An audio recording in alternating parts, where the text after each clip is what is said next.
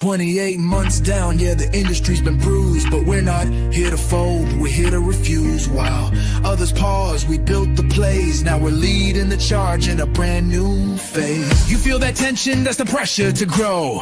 Hiring's messy, turnovers high and budgets low, but we don't panic, we adapt. We sharpen the edge and reload the map. This is the Staffing Playbook, strategy on tap. Steven brings the grit, G-Money brings the slap. Forget the fluff, forget the spin.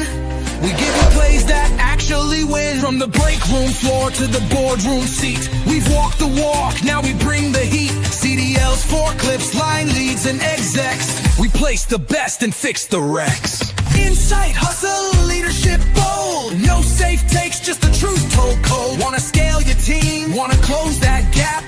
We've got the data, the story, and the roadmap. So turn it up, lock it in. This is more than a podcast, it's a win. This is the Staffing Playbook. Let's get to work, it starts right now. Welcome back to the number one most downloaded podcast in the staffing industry in the world, the Staffing Playbook. I'm your host, Steve Farrell, and I'm joined by no other than my co-host, Jean-Pierre Bourgeois, aka G-Money with the slap. G-Money with the slap. Welcome back. How are you doing today? Oh, I am busy, but I am doing fabulous. Now, more importantly, Tom, how are you doing today? After that song, I'm doing great. It cracks me up every single time. That was awesome. You know, I'm the only one that can see you guys down below when we're recording. Actually, the I can intro. see you. Oh, okay. I saw Tom. He's kind of I bumping a little bit. I wasn't really bumping. No. I'm not a bumping kind of guy. Well, we've got a special episode with a special guest. We're going to talk about ownership-driven performance management by no other than Tom Erb. I'm going to do a brief introduction, Tom, if that's okay. Talk a little bit about you for a minute. John. Wow. Okay, we're starting off on a great foot here. Tom, he doesn't just talk staffing. He has lived it. He's built it. He's reshaped how we think about it. With more than 30 years in the industry, geez, that's longer than I've been alive, Tom.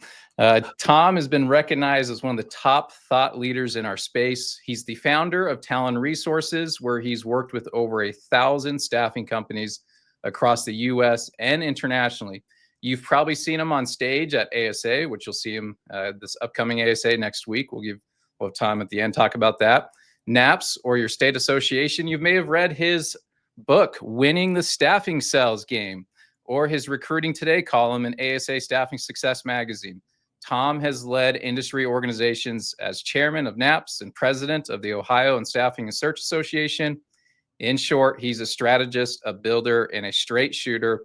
Today, we're going to do a deep dive on ownership-driven performance management, why the old top-down model is broken, and how true accountability from both leaders and individual contributors is the only way to thrive in today's staffing market. So buckle up. This episode is packed with the framework you can take back to your team immediately. Tom, did I miss anything? No, that was great. Awesome. Tom, my one question is, if you've worked in staffing, how have you found time to write an entire book? Right. It's a short book. First question. No, but I mean, your achievements. It took about, I think it took about 6 months to write that book. So yeah, and it is a relatively short book. It's 100 pages. So, but yeah, writing a book's not easy. So. No. Well, and you did it before AI, right? That's right. That's right. Yeah. I think it might be easy. I should do a sequel. Just use ChatGPT. Right. See what it comes up with. Right. Yeah. But then you have to proof it, which I think is a little bit longer of a process. All right, let's go dive right in. Yeah, let's just jump into it. This is a playbook, and Tom has agreed to give us his playbook today. And we didn't have to pay for anything. We didn't have to pay for it, Tom. So thank you. Our audience is thankful. Not yet. You'll send us the bill later. Wait a minute. We're supposed to charge you $99. Yeah, I like that. I'll just All right. I'll just ask for a drink at Staffing World. Okay. There Done. we go. Deal. Okay, so let's give some context. The staffing industry has, in the last 3 years been consecutively down week over week, month over month. It's been really tough out there. But before that, the industry had 13 years of growth. And, I think you've spoken to this. I certainly have, with that growth prior to the 3-year decline, I think it bred complacency. Sales teams got used to just hundreds of orders as the norm. They could just walk into a client site who just had a service disruption from their current vendor, and they're just ready to sign with you right away. It took one discovery meeting to close a client most of the time. Now it's taking 3, 4, 5, 6, 7 discovery meetings. So in today's market, where we're at presently in 2025, moving into 2026, if you don't own your performance, both leaders and independent contributors, you're going to get outpaced by firms that do. So, Tom, I've heard you say before that the industry got complacent. How does this extreme ownership solve that problem now in 2025, moving into 2026? Yeah, and I think the first thing I should say is, when we talk about ownership, there's 2 different definitions of it, right? There's ownership as far as people owning a staffing company and the owners of that. But what we're really talking about is taking personal ownership over your own performance, and also as leaders of organizations and managers is putting that ownership back to your team members individually. We have gotten complacent because at the end of the Great Recession, we started growing and we just didn't stop. And it was unprecedented. It's like we completely skipped a down cycle. We should have had one 6 or 7 years into it. We went 13 years. So we basically skipped one, right? Yeah. And then we had a very, very brief one that would lasted a couple months when COVID hit in 2020, but then it bounced right back. And many staffing companies had their best year in 2020 just because it rebounded so much. And you perfectly described it, Steve, as far as, you could literally have not only one call closes where you're calling somebody and they go, yeah, I need people, give them to me. But we literally had people, particularly in 2021 and 2022, where the phone was ringing, and it was people who had not used staffing or hadn't used staffing in years that were saying, please, I need people. It just got very easy. And then as we started getting into 2023, 2024, 2025 now, I've had more and more people go, sales is kind of hard. It's supposed to be hard. Sales is supposed to be hard. I mean, it's the toughest job in our industry, and it should be the toughest job in our industry. So we're really back to a level where those of us that have been doing it a while, we remember the days where we were dealing with this, and it goes back to the idea that sales is a process, not an individual event. I mean, they were just thinking they were just going to keep knocking these off with 1 or 2 conversations, but it really takes a process. The other piece to it too is in 2019, ASA said we had about 20,000 staffing companies out there. Well, now they're saying we have closer to 28 to 30,000 in a 6-year period, right? And so we have so much more competition out there. We've got technology that is automating activities. We've got all of this stuff. So there's a lot more that's out there. So it's very tough. But to answer it's a long answer to your question, which is, how does ownership play into this? First of all, you have to have the right mindset to go, this is going to be hard, and this is a multi-step process, and I need to build on this. What I'm doing today is going to pay off, not necessarily tomorrow, but 3 months from now, 6 months from now, 12 months from now. And I need to keep building on it. But it's also that you have to take ownership of your own career. And in order to do that, you have to know what success looks like, and then strive for that, and strive to not only achieve it, but exceed that. And you have to do it consistently. And then for managers and owners, they need having people take ownership of their own performance is a good thing, not a bad thing, because it is in their best interest. Many, if not most, certainly all salespeople have a commission plan based on performance. So the better they can perform, the better they're going to do. But also, you're going to judge your employees anyways, whether or not they're doing what you feel is a good job. If you're not showing them what that is and then helping them be accountable to it, you're doing them a disservice. And it really doesn't even make sense. So that's, that's how I would say, I mean, ownership would cause you to be successful today is, first of all, just changing that mindset. Yeah, I've got to unpack a few things you just said. Can I go first? Please, Because ladies first. always. It's my birthday week, so I'm allowed to be like this. Happy birthday week. So the thing is, definitely understanding the difference between ownership and owners versus you're actually taking this on. And I got to tell you, in my previous life, that was something that was really embedded in me, and like learning ownership, even if it wasn't my fault or something. Yeah. But if you want to succeed in what you said, take ownership over your own career, take ownership of what you do, take ownership of your processes. But I really love the fact that you went and mentioned it takes changing the mindset, because that's where you're going to have to go and change, especially for long-term growth. And especially with everything going on between the new technical advances we have and competition. Yeah. So I really like that. Thank you. Sure. Yeah, just to add to that, you mentioned the right mindset, and you mentioned a little bit about thinking about tomorrow and down the road. But I want to peel that back just a little bit, because most sales rep believe they're in the right mindset. Sales leaders leading their sales team believe they're in the right mindset. But what does that actually look like to have the right mindset, to be that forward thinker? Especially given that we're in a 3-year decline in our industry, and we don't know what 2026 really is going to look like. Yeah. How do we have that right mindset? There's actually multiple mindsets that I have found make a huge difference between success and just being average or failing. And when we're looking at sales or recruiting, it really comes down to 4 of them. So we got performance mindset, which is I'm going to commit to perform at a high level. I'm going to commit as an individual producer. I'm going to commit to first of all, knowing what success looks like in my position and then striving for that. I know what the path to success looks like. If I make a certain number of phone calls, I'm going to get a certain number of appointments. I get a certain number of appointments, I'm going to have a certain number of new opportunities in my sales pipeline. I'm going to close a certain percentage of those. That's going to turn into new clients and gross profit dollars. And I hit or don't hit my goal.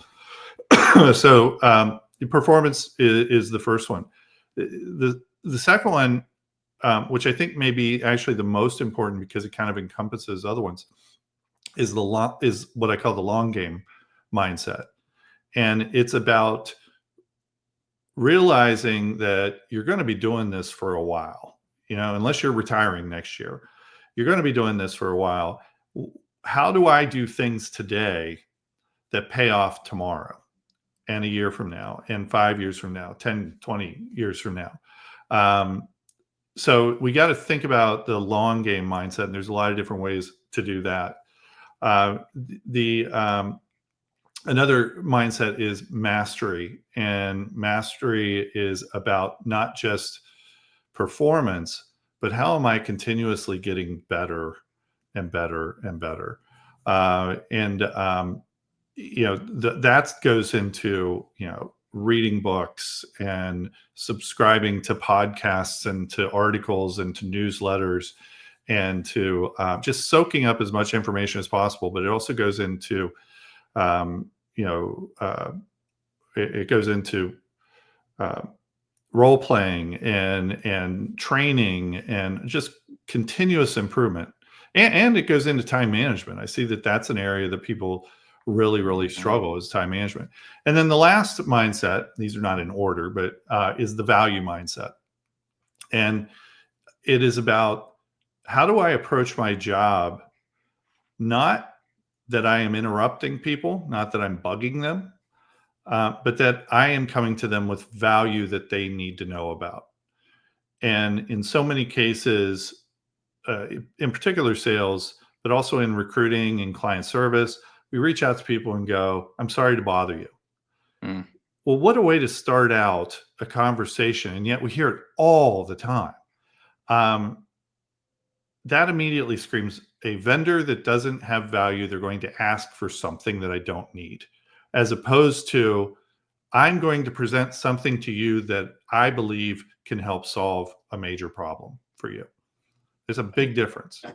Huge always- difference, especially where there is, "Hi, I'm sorry to bother you," versus, "Hey, I got some great information that's going to add value. Right. Can we set up a time to talk?" And I think that's actually a really, really good mindset to have. But Absolutely. so for the 4 mindsets, all right, performance, long game, mastery, and value. Did I miss anything? That's it. All right. That's all the ones I got. I think we So, should do an episode just on those 4 mindsets. That was Honestly, absolutely, because I love Yeah. the fact it's like, how are you making yourself better? Are you working with your time management? Are you educating yourself? Are you adding value? How can you add value? And then also, it's one of those things. It's like, go into your conversion ratios, especially when it comes to performance. I think those are Yeah. all really amazing key topics. And Yes. they all tie in together, right? Yes. Because the overarching theme of this is that I'm going to continue to be a better version of myself. I'm going to continue to build as a professional. And to me, it's one of those things. It's not, for most people, it's not intuitive or natural. You have to kind of work at it. I mean, by nature, I'm not one of those people that likes to learn everything. Now, I like to learn probably more, but I'm not. I talked to a guy one time, and we do a behavioral assessment. And one of the behavioral traits is learning. And he scored a 10 in learning, which is the highest you can do. And so that's not just, I like to learn. That is, I am constantly pursuing learning it. And I asked him about it. And he goes, "Yeah, I'm learning 2 languages right now just for the fun of it." And not 1 language, 2 languages. So I'm not near that level. So what I do is, but I know the value in learning. So I'm constantly going, okay, where do I need to spend my time just learning new things? And I was on a plane last week reading a staffing book. I was last night I was sitting on my back porch and decided to watch some master classes, just to learn some stuff and pick up new stuff. And it's easy to do if you just are purposeful about it. Yeah, purposeful. I'd like that. It's understanding where your blind spots are, and if you're looking to improve on that. There's so many resources out there. I mean, even AI now can just be your personal assistant to teach you whatever you don't know. And having there are different people out there. There's obviously, like, your podcast. There's all sorts of other podcasts, but there are email newsletters that will actually curate information and give you a summary every day. I use Flipboard. I don't know if you guys have heard of that, but it's a great app on my iPad and my phone. And Flipboard, it curates articles on the internet based on different types of information that is of interest to you. So yeah, lots of different ways to do it. A lot of different ways. And back to your, I don't want to stay on this too long because I've got a lot more questions, but back to the performance side. And you mentioned, so to speak, the funnel management. If I know I'll make this X amount of calls, I'll get X amount of discovery meetings to contracts sent. Conversion ratio. Yeah. And, last year we had identified as a sales team that, our conversion ratio was really low from discovery meeting to contract sign. It was about 12%. Oh. We weren't proud of that. We did not, we didn't, celebrate that. And so we spent 3 months role playing, memorizing, practicing as a team. And, after that 3 months was over, we went and we were applying it, of course, but our conversion ratio went from 12% to over 22% in just a month. Yeah. And so now, so we were measuring that. And so now we're looking at the funnel and we're saying our conversion ratio from cold call to contract sign is really low, but our discovery meeting to contract sign is significantly higher now. So we've got to look above the discovery meeting on how we're qualifying leads. And so now we've got a new target, and that ties into that performance management that you mentioned. It all does, and then you can also look at it down to the individual level, not just the team level. But you got a 22% as a team, but this individual might have a 35%, whereas this person has a 12%. Well, let's figure out what the difference is there. What are they doing over here right that this person could benefit from? So it's all about, everything is about ratios and about getting better and better and better and better. What are just the little tweaks that I can do to get better and better and better? Yeah. Well, I want to move into kind of at the individual level. One of the things you talk about is owning your market, right? Mm-hmm. Whether that you're a business development rep or a sales leader, or even an agency owner, or maybe you're a recruiter. You got your own 360 desk, but being recognized as the expert in your niche, in your market. Yeah. What do you, when you talk about owning your market, what does that mean for the day-to-day recruiter or the salesperson or the sales leader? Yeah. So it really, it varies by role. Let's say you're a recruiter and you want to own your market. That starts with, okay, what's your niche? Who are the people that you're going after as far as a candidate base? How many of those candidates are in your market? So that's your universe. And then identify, okay, where are they? How can I get in front of all of them? How can I be a thought leader to them? How can I pull them into my network? How can I keep them warm? How can I keep them engaged? So that would be for a recruiter. Or for a salesperson, it's, what's my market? How many potential prospects? How many ideal client profiles do I have out there in that market? How many do I already know? How many do I need to get to know? And what am I going to do about it? And we look at, I used a term recently that I think is a good one, is be omnipresent. Always be out there. Everywhere that your prospect turns, they go, oh, I see this person again. I see this person again. And they're a thought leader. They're providing good information.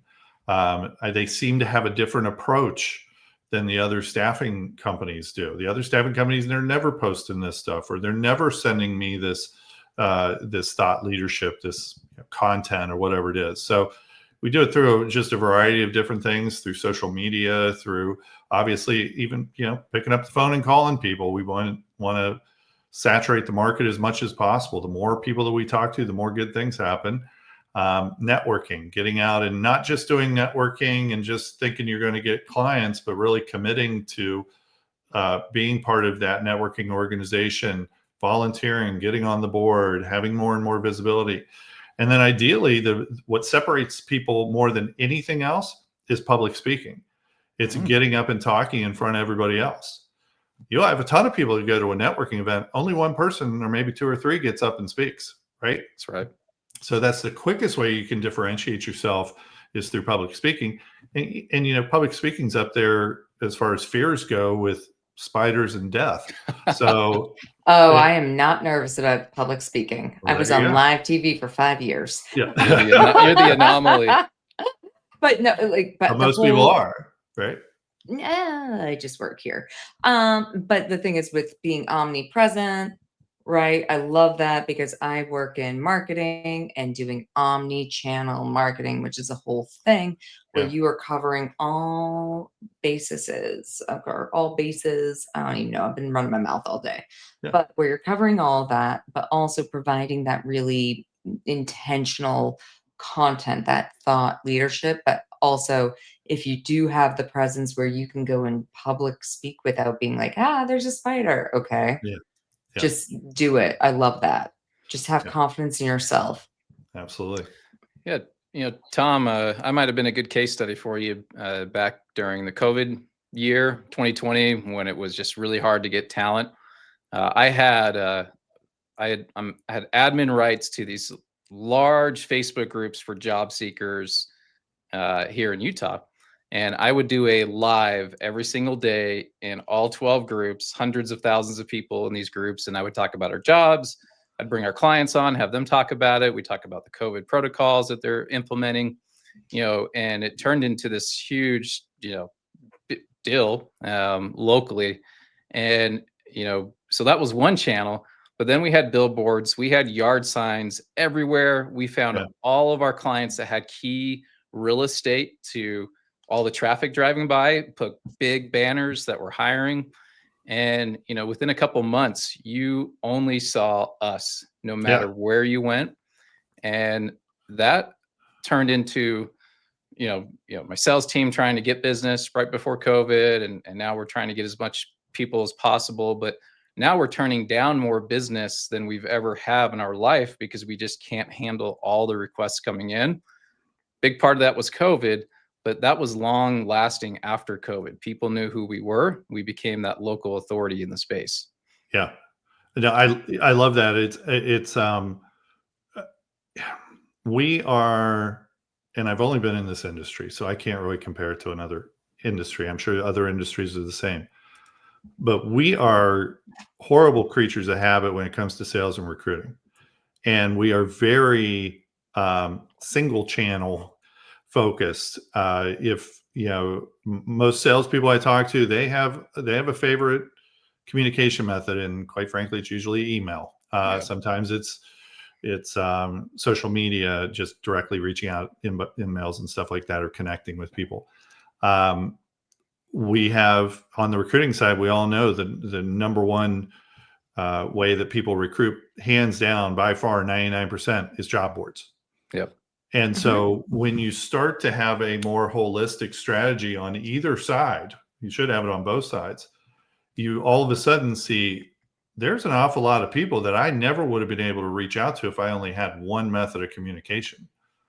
And it does make a huge difference. And I have people ask me quite frequently, they go, how many new clients do you land when you go to a conference? Because you go to a lot of conferences. How many new clients do you have? How many, Tom? I have no idea.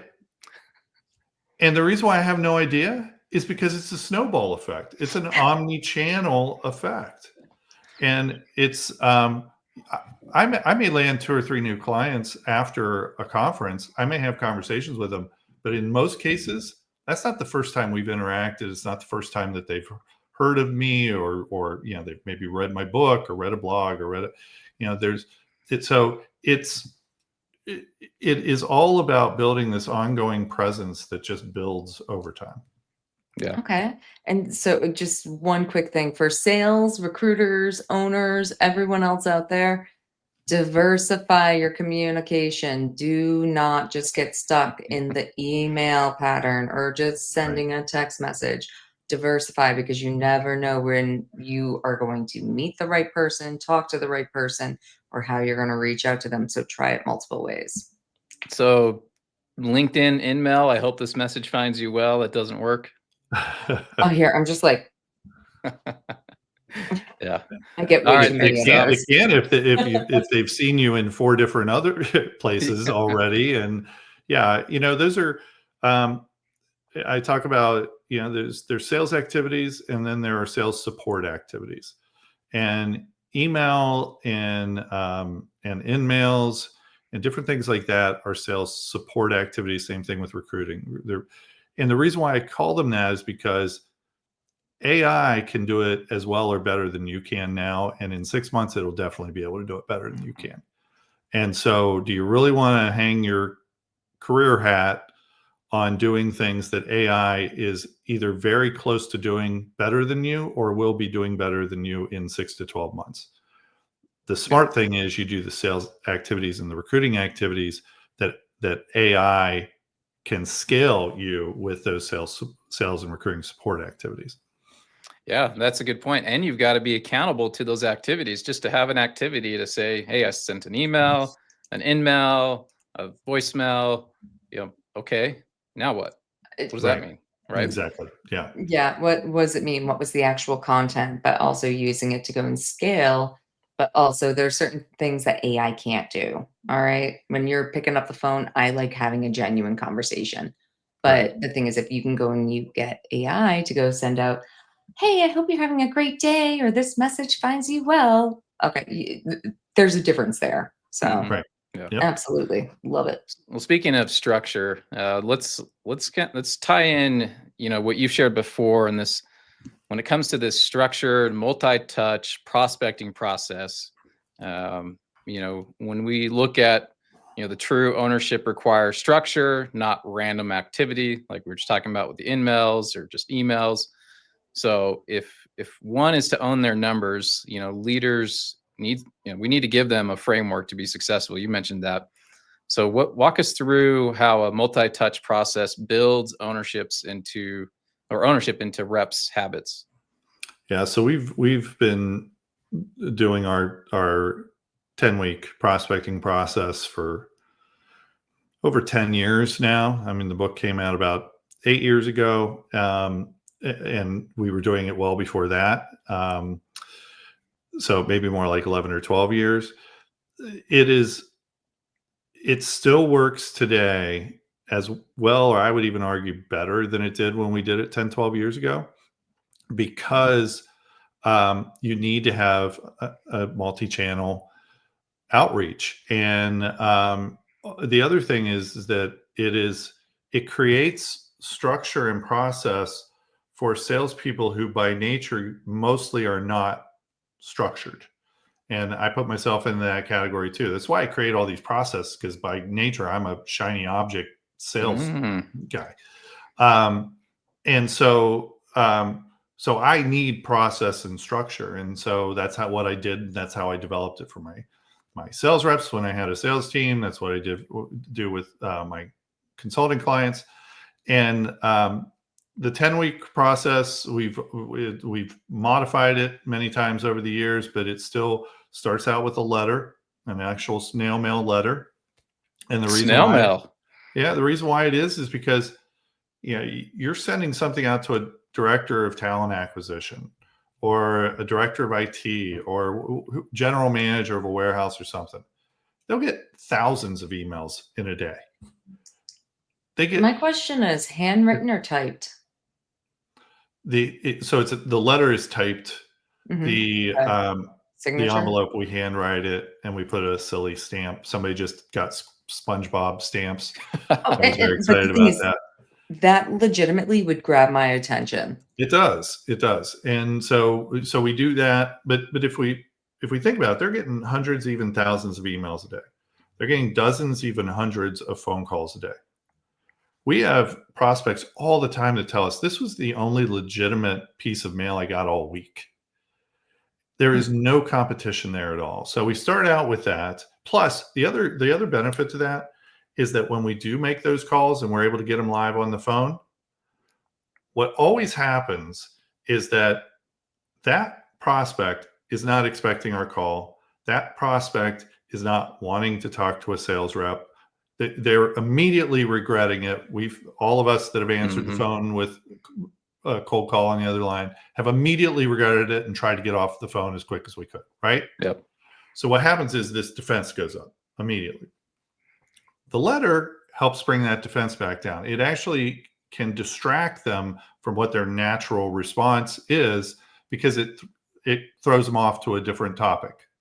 And so if you're calling in and you're saying, hey, I sent you a letter last week, and they go, a letter? Like you said, Steve, a letter? Yeah, snail mail letter. Still works. Did you get it? They're either going to answer, yes, I got it. Yes, I got it, but I haven't read it. I don't know if I got it, or no, I didn't get it. It doesn't matter what they say, because now all of a sudden it's taken them off of that. I'm putting my defenses up, and we're on to a different discussion. And then we have the opportunity to just quickly say, okay, well, can I tell you real quick what it said? I love the psychology to this. Yeah. So that's what the letter is. But then the rest of the sales process is a combination of phone calls, emails, LinkedIn activities like just follows and shares, and then ultimately a connect later in the process. We've added in video intros that have been successful. We've actually, for some salespeople, have added in a second letter, but this time it's in like just a little kind of thank you size note card, and it's just a real quick, would love to talk to you when the time is right. We've got variations of that. So we just do different things. What we're trying to do is, I'm a big believer in doing what competition isn't. Yeah. And competition is bombarding them with emails. Competition is bombarding them with LinkedIn messages and connects and those things. So we want to go a different direction. It's a nice pattern interrupt because we all know when we're being sold to. I think a few vendors of the staffing industry have attended your workshops because I've been getting some of this 10-week process recently from a company I'll have to share with you offline, and it stopped me. I was like, wow, okay. And I didn't realize until like the third outreach, like, oh, they're following Tom's process. Yeah, That's amazing. We got a few out there. Yeah, we've trained a few, and then we've had a lot of them read the book too. So yeah, it's I think the USPS is now going to get really busy this fourth quarter after everybody listening to that. Great tip. Since we are the largest podcast in the world. Yeah. Awesome. All right. So let's how have you helped agencies keep or adopt and then maintain that cadence instead of falling back into the spray and pray with just the excessive messages? It's funny how people will logically accept something like this and then emotionally fall back into something that they admit is not very efficient. And so you do have to, there is a change management component to it. It's like anything else. You got your early adopters that go, this is great, and they're all in, and you don't need to do a whole lot. But that's 20% at most. Then you got the others that are I can see it, but it's hard to break old habits. You got other ones that are the skeptics. You got the ones that are kind of defiant. You got it's the same as any kind of change management. And so some of the ways that we've seen it, first of all, you just go, we're doing this. And if you've got some people that have been doing sales for a long time and you don't want to do it, then what you do is you say, okay, well, then there's a cutoff. Anybody who's been with us for less than a year, 2 years, whatever, you have to do it. Everybody new is coming in doing it. And then a lot of times what you see when we do that is that the ones that have been doing it for a long time and aren't in on that start to see what's going on, and they go, can I do that too? We've had some of the most successful people do our 10-week process that have been doing sales for 20 plus years in the staffing industry. So it's not a new dog teaching new tricks. It's people who have been doing it a long time, but are going, this is a better way. And also somebody who's been doing it for a long time can probably better relate to the letter and some of those things, because it is a little bit old school, but old school works in certain instances. So, but it's, the other way to do it is we do have clients where we automate the process. We use, automation is great now. That it makes it so much easier. So, HubSpot has it, Bullhorn Automation, tons of different ones. We can automate it. Apollo. And when we do that, that makes it easier for somebody to adopt it, because then they're just throwing people into the process. Or maybe you have somebody at corporate or a manager or somebody that's actually throwing people into the process to get it started. And then the sales rep can just pick up on the tasks. So that works a lot too. But, it's just one of those things where you got to commit to it, and you got to believe in it, and you got to stick with it. Yeah, I think that's the hard part for most sales teams is, back to your 4 principles of the right mindset, take ownership, performance, long game, mastery, and value mindset. The long game is often missed. Yeah. And so, you try it for a week. Did you really did you try it at 100%, or did you give it a try at 70? And then the next week, maybe it's 50%. And then the third week, you're just about back to old habits. And Yeah. people don't take the time to see it through. Can you think of any at the top of your head, any, success stories where you've consulted a client where they've just implemented it? Maybe there was pushback in the beginning, but that hero's journey, like they came out on top. Yeah, we have tons of stories about those. We have stories with our consulting clients where it's it's increased their numbers 3 or 4 times as far as gross profit dollars. It's gotten people up to speed quicker. We've got people who have reached out to me that they just read the book. We didn't even do consulting with them. They read the book and they said, I've had people that have said they had to stop the process because they got too many clients. I was at, I told them not to do that, but it's a good problem to have, right? Yeah, it is. I had a sales rep that we had done training and we implemented the 10-week sales process. And a year later, I was speaking at an event and she sat down beside me at lunch. And she goes, I just had to tell you that I landed an onsite purely due to the letter. And Wow. we've seen that happen a lot too, not just onsites, but we've seen many deals. I was talking to one of the sales reps I've been working with last week that just landed a new client. And he said that was a letter. They had the letter sitting. It's amazing how many times the sales rep comes in and gets that meeting with them and the letter is sitting on their desk. That's amazing. Yeah. Just something so old school, but it works. Yeah. I've got people who reach out to me regularly on LinkedIn that have read the book or that saw me speak at an event about it and have implemented it and just want to tell me the success they've had. So it does work, but you've got to commit to it. And there's a lot of pieces to it to make it successful. I would say the number one biggest reason why people aren't successful is because they do a fraction of what they should. A full-time dedicated new business development rep should be putting at least 50 new people a week into the process. I talk to a lot of people who put 10, 15, 18 this week, 8 next week, or they skip steps or they get behind and pile up a bunch of tasks and then they stop doing it, or just a lot of those types of things. Listen, if we recommend 50 a week and you're doing 10 a week, you got no chance of being successful. No. It's not going to work. You're talking about, you think you can get it done with 1/5 of the activity. So you got to do it. Yeah. We call that a recipe for failure. Yeah. But right. So essentially one of the biggest key pieces to where you can go and set up some of these people for success is like lean into the change management. Okay. Give it some time. Don't just fall back into old habits. No more spray and pray. All right. Sorry, Steve, you said that and I wrote that down. I think it's hysterical, but no more of that. Just go think about the multi-touch and, maybe going back to basics, being consistent and going through the entire process and really leaning into it. And don't fall back into your old habits.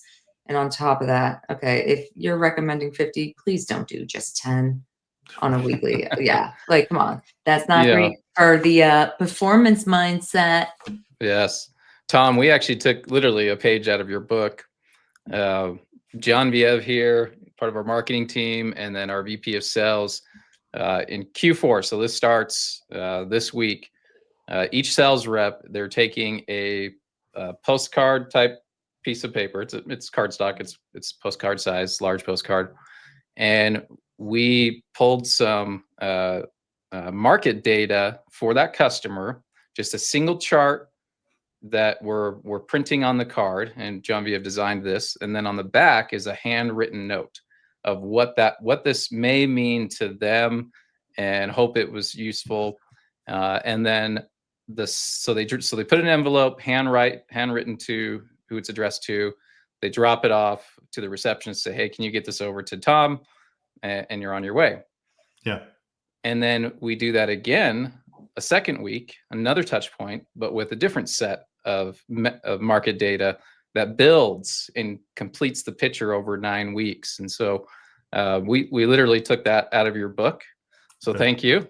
Yeah, We just put a little twist to it. A yes Thanks, twist Tom, to for adding to my workload. Right. Yeah.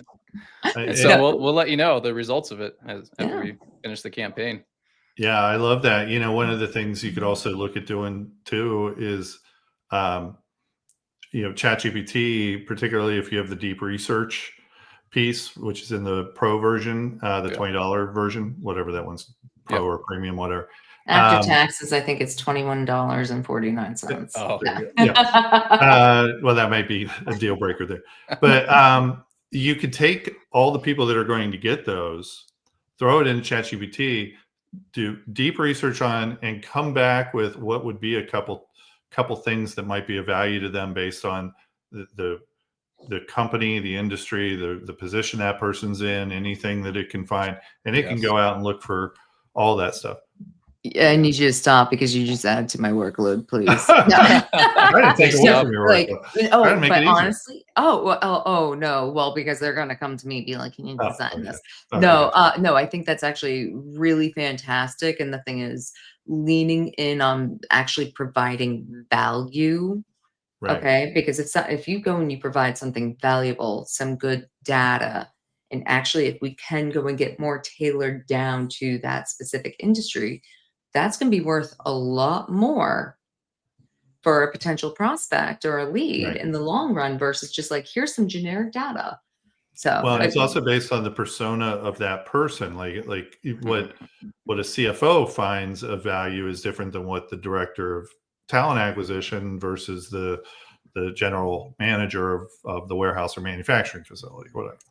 I just got so much busier, but honestly, I got to tell you, I do agree with you on it. It's a great tactic, and it's very strategic, and it can be streamlined too.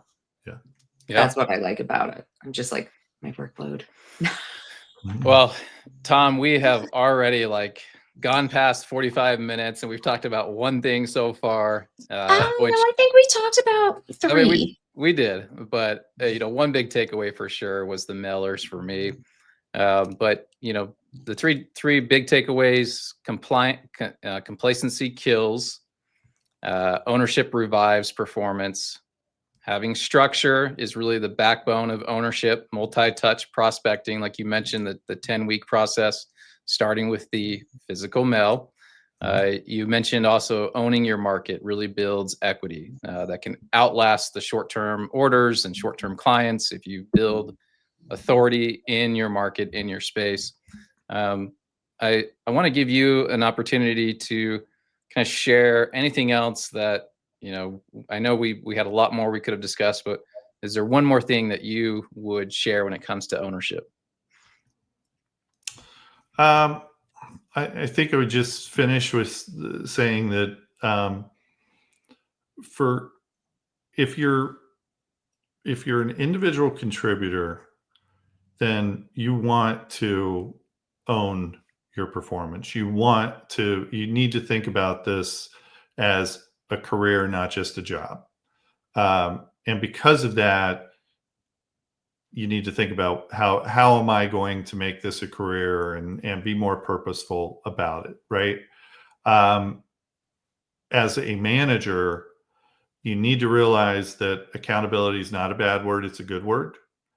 And you approach your job as if you're a personal trainer. Personal trainer would not say, "Oh, you're doing fine. You don't need to work as hard today. You're not going to hit your goals," right? That's the way we need to approach it. Don't approach performance management with a thumb down approach.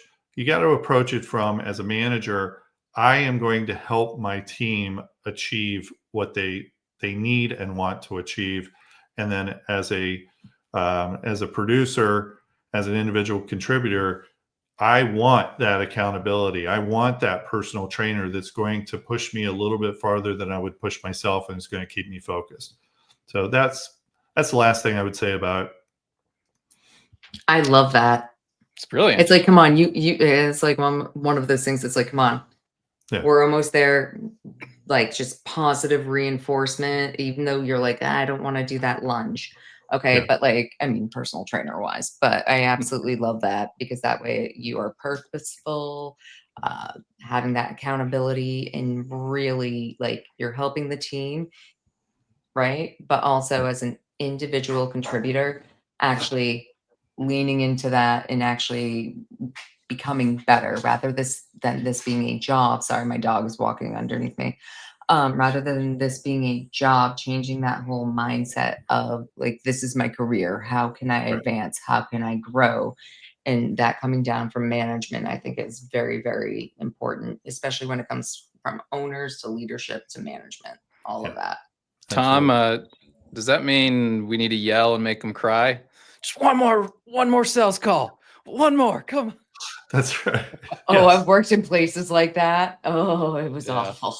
You can do it 5 more reps. Yeah. Right? Well, Tom, this has been such a great topic. We definitely want to have you back on. I know we're trying to get you on here in the near future with Mark Winter. We're going to have you two go at it and talk about sales. That'll be fun. So we've got, for listeners that are be listening, this will be live during Staffing World. So Tom, you're going to be at Staffing World. You're speaking. Why don't you tell us a little bit about what you're speaking on? And I'm speaking twice, lastly, actually. just wrap it up. I'm speaking twice. Tuesday, I'll be on a direct hire panel where we're just going to talk about what, how successful direct hire recruiters, what they do, how do they manage their desk. And then that's on Tuesday afternoon. And then Wednesday morning, I'm doing an author. It's called the Author's Corner or something like that, where I'll be talking about my book and answering any questions that people have and signing any books if anybody buys one. So. Ooh, okay. Count me in. Yeah. All right. All right. So Good. Tuesday, direct hire panel. And then on Wednesday morning, Author's Corner. Go find Tom.